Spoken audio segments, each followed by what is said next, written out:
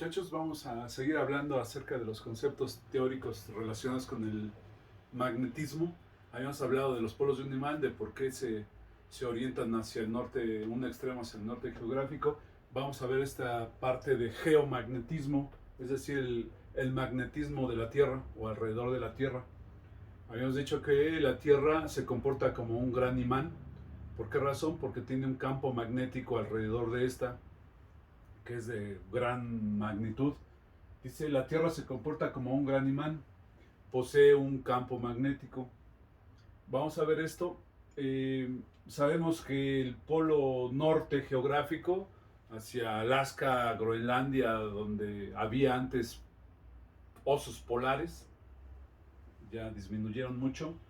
Sabemos que es el polo norte geográfico, el extremo, al otro extremo, el polo sur, la Antártida, la Patagonia, etcétera. ¿Sí? Y ocurre que las agujas de la brújula, sabemos que, que las brújulas tienen un imán, las agujas son un imán. Generalmente la parte del imán de la brújula que señala hacia el polo norte geográfico está coloreada de rojo, la otra parte está coloreada de negro, la que señala hacia el polo sur geográfico. Pero ya habíamos visto que el polo norte de un imán, el polo norte de un imán, como el que habíamos mostrado, señala hacia el polo norte geográfico. ¿Qué quiere decir esto? Si sabemos por la ley fundamental del magnetismo que polos iguales se atraen, polos diferentes se rechazan. Quiere decir que si la parte roja del imán de la brújula, que es el polo norte, señala hacia el polo norte geográfico, quiere decir que el polo norte geográfico coincide con el polo sur magnético. Repito, el polo magnético de la Tierra, donde están los osos polares, la Antártida, Alaska, Groenlandia, es el polo sur magnético. ¿Sí? El polo sur magnético de la Tierra, repito, es donde están o donde había osos polares, donde estaba Alaska, en esa dirección es el polo sur magnético. ¿Por qué razón? Porque el polo sur magnético de la Tierra atrae al polo norte de los imanes, de cualquier imán, como el que pusimos en la sesión anterior. Esto quiere decir que del otro lado el polo norte magnético está hacia la Antártida, hacia la Patagonia, hacia el último punta de América del Sur. ¿Sí? Quiere decir que el polo norte geográfico coincide con el polo sur magnético y a su vez el polo norte magnético coincide con el polo sur geográfico, salvo 15 grados. ¿A qué me refiero? Hay dos ejes, el eje geográfico de la Tierra y el eje magnético. Estos dos ejes tienen un ángulo entre estos de 15 grados. Este ángulo se le llama ángulo de declinación magnética. ¿Sí? Salvo esos 15 grados, los polos norte geográfico con polo sur magnético coinciden. Y lo mismo polo norte magnético con polo sur geográfico. ¿Sí? Espero que haya quedado aclarado. Y esa razón es por la que los polos norte de los imanes son atraídos por el polo sur magnético de la Tierra. ¿Vale? Espero que quede aclarada esta situación. Vamos a hablar un poco de los imanes. Está la teoría de Weber. Bueno, en primera instancia vamos a hablar acerca de que cuando tenemos un imán, supongan un imán norte, polo sur, lo fragmentamos, es decir, lo partimos, no nos vamos a quedar con un polo norte acá y el polo sur acá, aislados. No ocurre eso. Conforme vamos fragmentando un imán, cada una de las dos secciones en la que fue partido el imán conserva los dos polos. Aquí lo ponemos. Una vez que este imán es fragmentado, cada uno de los dos fragmentos conserva un polo norte y un polo sur, un polo norte y un polo sur. Y en la medida en la que los vamos fragmentando, las fracciones van teniendo cada una de las dos, el polo norte y el polo sur. Así hasta la partícula más pequeña de imán va a conservar los dos polos, el norte y el sur. ¿Sí? Entonces nunca se ha intentado científicamente lograr aislar un polo norte y un polo sur. No se ha logrado de forma permanente. Tal vez por algunos periodos de tiempo muy cortos se puede considerar un polo norte aislado del polo sur, pero no se ha conseguido, no se ha logrado tener permanentemente un polo norte aislado de un polo sur. Y una de las teorías de esto es la teoría de Weber, que dice que el material magnético está formado por pequeños dominios, así les llama él, dominios, que cuando un material no está magnetizado, estos dominios están dispersos, desordenados. Aquí simbolizamos con una flecha cuando un dominio, o sea, un dominio lo vamos a simbolizar aquí en este dibujo como una flecha. La punta de la flecha es el polo norte, la cola de la flecha es el polo sur. Entonces, cuando el material no está magnetizado, estos dominios están dispersos, desordenados. Cuando nosotros magnetizamos el mismo material, ya sabemos que por fricción, frotamiento, inducción o por contacto, estos dominios se ordenan, ¿sí? Entonces, los dominios ahora tienen el polo norte en esa dirección. Aquí están las puntas de flecha que señalan que cada uno de los dominios está ordenado así, norte para allá, sur para acá. Entonces, cuando los fraccionamos, este mismo material ya magnetizado lo fraccionamos, vamos a observar que las puntas de flecha señalan en esta dirección y las colas de la flecha en esta otra. ¿Qué quiere decir esto?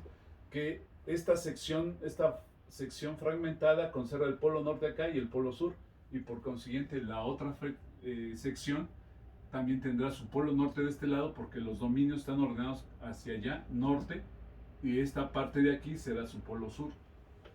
Volvemos a fraccionar este mismo pedazo de imán, y ¿qué va a ocurrir?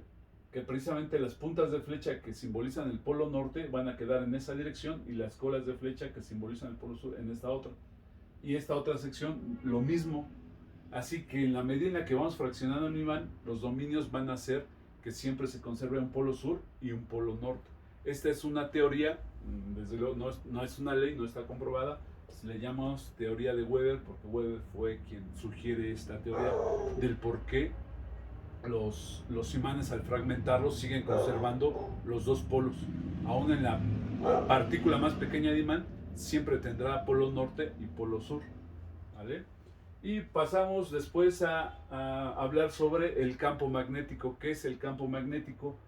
Es la zona que rodea un imán en la cual tienen lugar los fenómenos magnéticos. ¿Cuáles son estos? Pues básicamente la atracción y repulsión, ¿sí?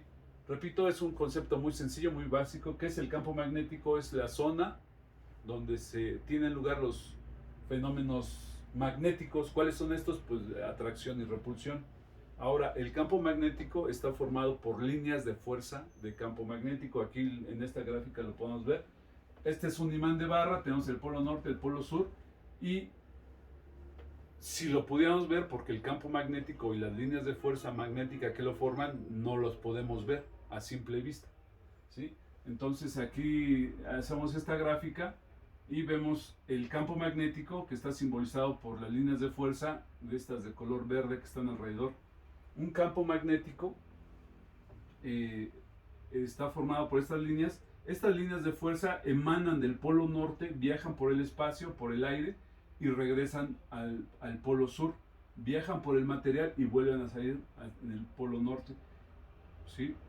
Esto lo estamos viendo en dos dimensiones nada más. Si pudiéramos observarlo en tres dimensiones, supongan que este es el imán, está muy pequeño, es un imán.